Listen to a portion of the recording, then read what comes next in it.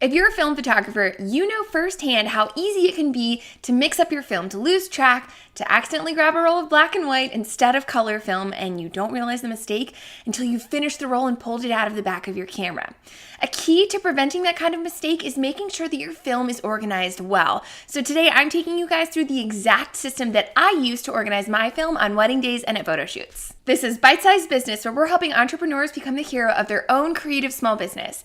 I'm your host, Abby Grace. I'm an international photographer who also loves educating for creative entrepreneurs.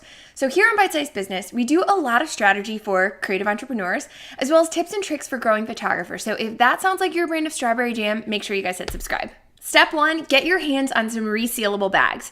So this could be as easy and as simple as something like a gallon-sized Ziploc bag, or if you want to put a little more forethought into it, something like a zippered canvas bag. These are what we use on wedding days and for portrait sessions, just because I feel like they look a little bit more polished than the Ziploc method. But if you don't have the canvas bags, can't get your hands on them, Ziplocs work just fine. The point is you want to have something that you can seal the top of, especially when it comes to your exposed film. You don't want to take a chance that you lose a roll when you put your bag down on the ground. So get your hands on some resealable bags. Step 2, separate your exposed and your unexposed rolls. So pretty much every film out there is going to have some kind of visual indicator as to whether or not you've shot that roll. So for 35mm film, an exposed roll no longer has that little lead tag of film sticking out of it. It pulls it back into the canister once you rewind the roll. For black and white film, for example, your unexposed roll may look like this, whereas your exposed roll looks like this. It's a visual indicator to tell you, hey, you can no longer shoot this roll because you've already exposed it. The problem is when you're in a pinch and all of your film is pulled together into one bag, and it makes it hard to sort through and pull out the unexposed rolls, especially if it's dark, especially if you're in a rush. So my advice to you is to put your exposed rolls and your unexposed rolls in two very separate containers. For me, that looks like carrying very clearly marked zipper top canvas bags. I've got one for my unexposed color film and one for my exposed film. We put it in this bag and zip it closed every time we put a new roll in, just to keep anything from falling out. So the reason that I do that is because I'm actually not the one changing out my film on wedding days. It's either my assistant or my second shooter who's doing that for me. And since they're not as familiar with those film stocks as I might be, because I've been shooting film for 6 years, I want to make it really easy for them the second they reach into my bag to know exactly what it is that they're pulling out. I will add to that you guys are going to want to keep all of your bags of film in the same general location. So if you want to go out and grab some kind of zipper top tote bag, that's a really great way to keep all of your makeup bags full of film,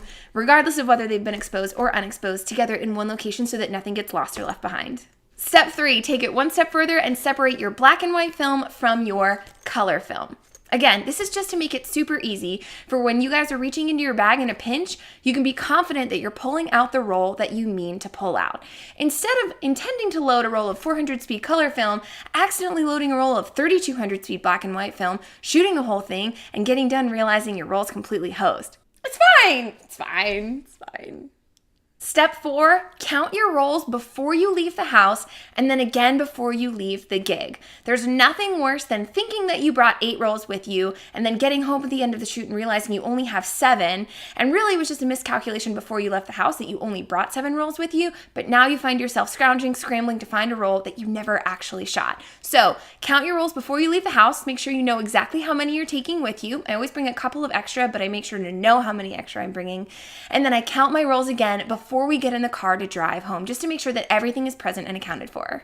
Step 5, send that film off as soon as possible. This isn't because I'm afraid that chemically something's going to happen to it or it's going to change, within 48 hours after I shot it. It's just because I want to remove as many opportunities for misplacement, confusion, forgetting how many rolls I shot as possible so that we can get that film off to my lab so I can get it back to my clients that much more quickly. So our rule is we send our film off the next business day after a shoot. So if we shoot a Saturday wedding, that means on Monday morning, one of Matt's first responsibilities is to take all of the film that I photographed that weekend at a wedding and send it off to our lab, which is Fast Photo in Edina, Minnesota, and they're amazing. We love them. Matt makes this super easy for me by actually pre-printing out our order form before we head to a shoot or a wedding day. So as soon as I get home, I can tally up my rolls, fill out my order form, include any special instructions we may have, pop it all in a Ziploc bag, and place it in a mailer envelope. We put all of our film in a Ziploc bag before we ship it, just to avoid any kind of moisture it may hit or if the package gets wet. Keeps my film nice and safe on its way to the lab.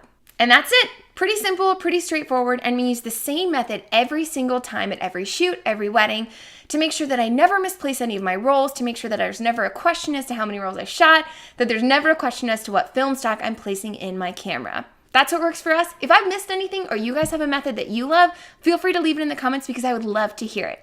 As always, if you guys like this episode, make sure you guys hit like and then definitely subscribe because there is so much more goodness where that came from. We'll catch you guys next time on Bite Size Business.